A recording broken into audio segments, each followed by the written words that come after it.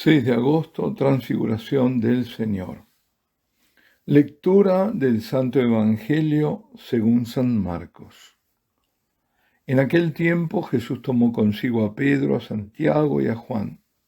Subió aparte con ellos solos a un monte alto y se transfiguró delante de ellos. Sus vestidos se volvieron de un blanco deslumbrador, como no puede dejarlo ningún batanero del mundo. Se les aparecieron Elías y Moisés, conversando con Jesús. Entonces Pedro tomó la palabra y dijo a Jesús: Maestro, qué bueno es que estemos aquí. Vamos a hacer 3 tiendas, una para ti, otra para Moisés y otra para Elías. No sabía qué decir, pues estaban asustados. Se formó una nube que los cubrió y salió una voz de la nube: Este es mi Hijo, el amado, escuchadlo. De pronto, al mirar alrededor, no vieron a nadie más que a Jesús, solo con ellos. Cuando bajaban del monte, les ordenó que no contasen a nadie lo que habían visto hasta que el Hijo del Hombre resucitara de entre los muertos. Esto se les quedó grabado y discutían qué quería decir aquello de resucitar de entre los muertos. Palabra del Señor. Esta escena en lo alto del monte, donde Jesús está con los otros 3 discípulos y luego se ve aparecer a Moisés y a Elías, y se forma una nube como ocurría en tiempos del Éxodo, y se oye la voz del Padre, todo esto necesita de una explicación que ahonde en la religión judía, y veremos por qué. Bien, ahora, ante todo, por medio de la transfiguración, el Señor mostraba a sus discípulos más íntimos que en Él habitaba la divinidad, y que toda la religión judía, la auténtica, verdadera y única religión, en ese momento, confluía en Él. Por eso estaba Moisés representando la Torá. Torá significa instrucción o por extensión ley. Y el mayor de los profetas, Elías, que representaba al Nebihim, o sea, a todos los profetas. Tal era el corazón de la religión judía, para nosotros el núcleo del Antiguo Testamento. El Antiguo Testamento, ¿qué es? Es, por una parte, el Pentateuco, que es en griego, son los 5 libros, o Torá en hebreo, o sea, la ley con las enseñanzas de Moisés. Después están los profetas, Nebihim en hebreo. Y los demás libros sapienciales e históricos que constituyen lo que se conoce en hebreo como el Ketuvim. El acróstico de estas 3 palabras, Torah, Nebihim, Ketuvim, es decir, Torah con la T, Nebihim, N, Ketuvim, K, hace la palabra Tanakh, la Biblia judía, y todo eso está en nuestro Antiguo Testamento. El Tanakh contiene para los judíos toda la revelación divina, y la canonización del texto fue hecha en el siglo IV a.C. Es decir, estos son los que tenemos que creer y orar en estos, ¿no? Sobre estos, y aprender. Los libros del Antiguo Testamento para nosotros católicos son los que corresponden a la Septuaginta, o sea, a la Biblia de la diáspora, que en Alejandría, según se cuenta, 70 sabios, por eso Septuaginta, judíos, otros dicen 72, habrían determinado la canonicidad de las traducciones y los libros que estaban escritos en griego, que habían algunos otros incorporados a la Biblia hebrea. Los protestantes seguían por la Biblia judía de la Palestina, no por la Septuaginta. Por eso, en la Biblia protestante, si nosotros las confrontamos con la nuestra, no aparecen, por ejemplo, el libro de los Macabeos y otros. Creo que son 6 que no aparecen en ellos. Claro, pues no está en la Biblia judía, pero sí estaban en la diáspora. Bueno, en cualquier caso, el corazón del Antiguo Testamento es la ley y los profetas. Precisamente en la sinagoga siempre se leía la ley, la Torá y los profetas. Nebihim, imagino que lo siguen haciendo, pero estamos hablando del tiempo de Jesús. Por eso el Señor, al mencionar los 2 mandamientos, amarás al Señor tu Dios con todo tu corazón, con toda tu alma, con toda tu mente, Shema Israel, ¿no? Y amarás a tu prójimo como a ti mismo. Dice que de esos 2 mandamientos depende toda la ley y los profetas. O cuando también afirma, la ley y los profetas llegan hasta Juan, se refiere al Bautista, y desde ahí comienza a anunciarse la buena nueva del reino de Dios. Por eso, a partir de la venida de Jesús, anunciada y preparada por el último profeta del Antiguo Testamento, que abre al Nuevo Testamento, o sea, Juan el Bautista, toda la revelación anterior converge en la persona del Hijo, quien viene a completar la revelación y a llamar al reino de Dios. Lo que los discípulos predilectos ven en el alto monte es la imagen que confirmaba lo que Jesús había dicho, cuando aseguró que Él no había venido a abolir la ley y los profetas, sino a darle pleno cumplimiento. Jesucristo, el Hijo que vino a revelar al Padre, es a su vez el culmen de la revelación, y con Él comienza el reino de Dios en los hombres. ¿Pero en cuáles? En los hombres que lo aceptan y en los hombres que lo sigan. Por eso a quienes lo acogen, Él le da el poder de ser hijos de Dios. Lo dice el mismo Juan en su Evangelio. Él vino a los suyos y los suyos no lo recibieron. Pero a todos los que lo recibieron les dio el poder de llegar a ser hijos de Dios, a los que creen en su nombre. Por eso mismo, Jesucristo se convierte en la cumbre en donde se separan las laderas. Cristo divide porque o se lo acepta y el camino es de ascensión hacia Él y uno se vuelve así hijo de Dios, o se lo rechaza y desde Él se desciende hacia lo humano, hacia la religión talmúdica.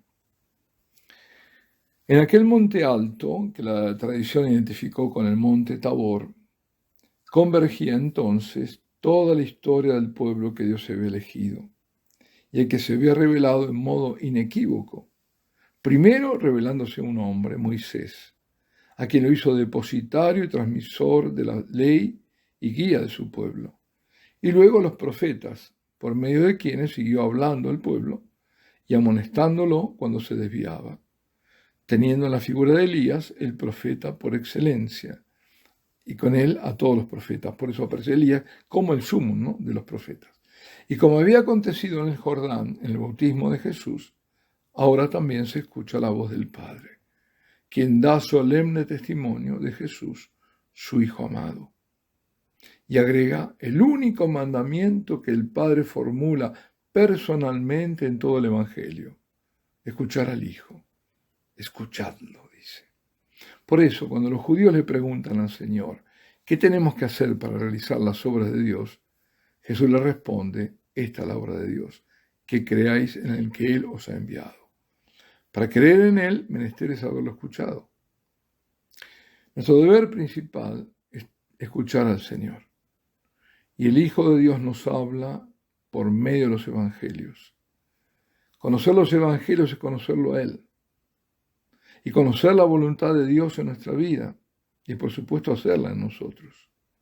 Por eso esto que vamos haciendo durante este tiempo, meditando cada día la palabra, es muy importante para todos nosotros. Y la palabra es inagotable, porque a partir de, por ejemplo, estas reflexiones que ahora estamos haciendo, se estimulan otras en cada uno de los oyentes. Y también, por supuesto, es escucharlo en el silencio de la contemplación cuando estamos en adoración ante el Santísimo Sacramento. Él nos habla en qué forma, que nos inspira, que nos ilumina. Eso también es escuchar al Señor. Pero para eso es necesario el silencio. Volviendo a la escena del monte. Pasado aquel momento de gran revelación que dejó asustados primero y después atónitos a los tres acompañantes del Señor, hubo que descender del monte. A Jesús le esperaba remontar otro monte, no grande, por cierto, en altura, pero sí infinito en su misterio, el monte Calvario, donde será ahí el hombre de dolores, el siervo sufriente, Yahvé. En el Tabor Jesús mostró a los tres discípulos más íntimos su gloria, la que tenía antes de su encarnación, la gloria eterna de Hijo de Dios, y esa gloria volverá a manifestarse primero para unos pocos que lo verán resucitado. Bueno, lo máximo fueron 500 que así lo vieron, y para todos, con su triunfo definitivo, cuando aparezca en gloria al final de los tiempos. En cuanto al Calvario, al otro monte, lo verá solo uno de ellos, Juan. Los otros habrán escapado, y lo verá en el mayor de los dolores de su pasión, y dará testimonio que de su costado traspasado salió sangre y agua, fuente inagotable de gracia y misericordia, figura de los sacramentos de la Eucaristía, la sangre, y de la reconciliación o penitencia o confesión o como se la quiera llamar, el agua que lava los pecados. Y aquí entroncamos con la primera lectura alineada con el Evangelio, que fue la del libro de Daniel y que relata una visión de Daniel. Daniel ve unos tronos y una figura que es Dios que se sienta en uno de ellos. Comienza una sesión. En tanto son incontables, millares de millares quienes sirven a Dios. Se abren unos libros y se ve aparecer un hijo de hombre entre las nubes del cielo, a quien se le da poder, honor y reino, y todos los pueblos, naciones y lenguas lo sirven. Esta visión es muy similar a la de Apocalipsis, el capítulo 5, cuando también está Dios sentado en el trono y le da el libro con los 7 sellos que nadie podría abrir al Cordero, y todos se postran, adoran y cantan al que está sentado en el trono y al Cordero la alabanza, el honor, la gloria y el poder por los siglos de los siglos. Pues bien, el Mesías, Hijo amado del Padre, Hijo del hombre, que irá al sacrificio como Cordero y será exaltado en los cielos y en toda la creación, es el Jesús de Nazaret, transfigurado en el monte. Jesús, en tanto Hijo de Dios, poseía ya toda potestad, pero en cuanto Hijo del hombre debía ser entronizado por su Padre solemnemente.